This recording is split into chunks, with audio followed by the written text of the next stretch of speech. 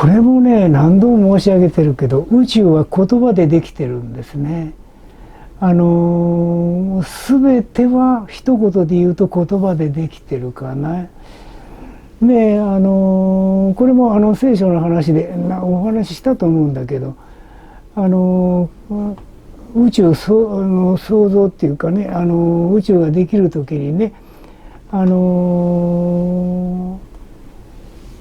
神がね、光あれと言ったら光があったっていうんですね。波動のこと言ってますね。光って波動ですから。ですから言葉が先にあったんですね。光あれと神といえども光あれと言葉で言わないと光がなかった。要するに何もなかったということですね。光あれと言った途端に波動が起きてきて、でこの物質世界は全部波動でできています。というより宇宙全部波動でできています。波動が誕生したんですよ。ですから言葉が先にあると、こういうことですね。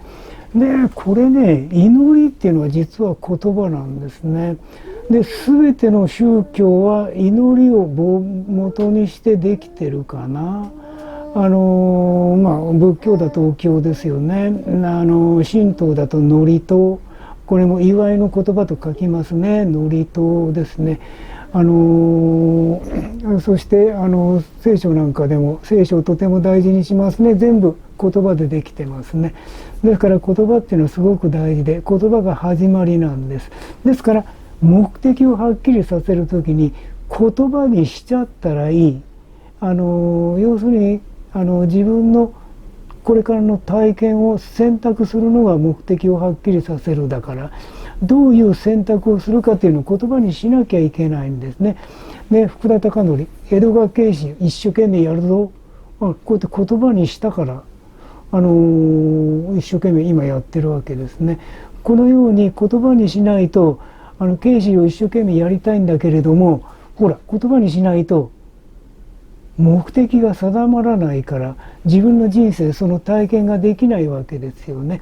で言葉にするといいと、こういうことになるんですね。で言葉にするというとこう口を動かして喋らなきゃダメかというとそんなことはない。人間の言葉の中に英語とかフランス語とかドイツ語とかね、いろんなところの言葉があるわけでしょ。だからそれをいちいち全部の言葉で言うってわけにいかないんで、日本人は日本の言葉で言うわけですね。同じことで言葉にすると言ってもわざわざ音声で発声する必要はない。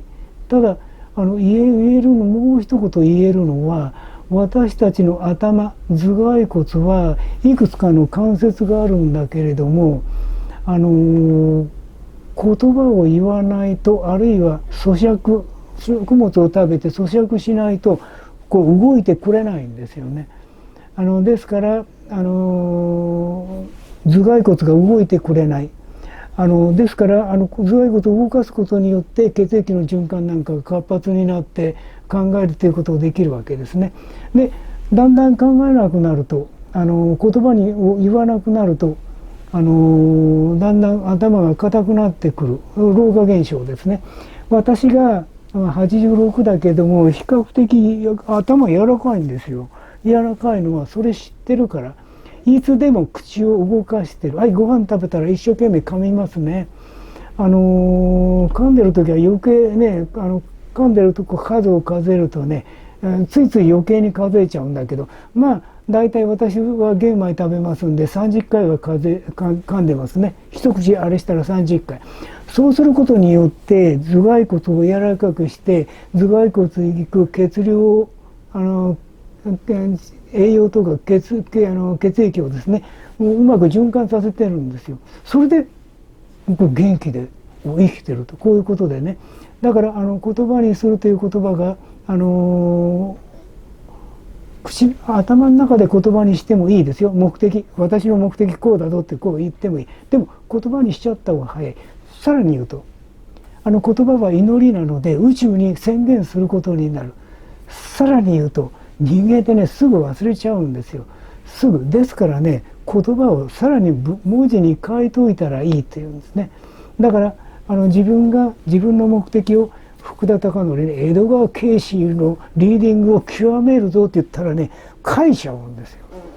その書いたのがたくさん溜まったのが私の本と、こういうことですね。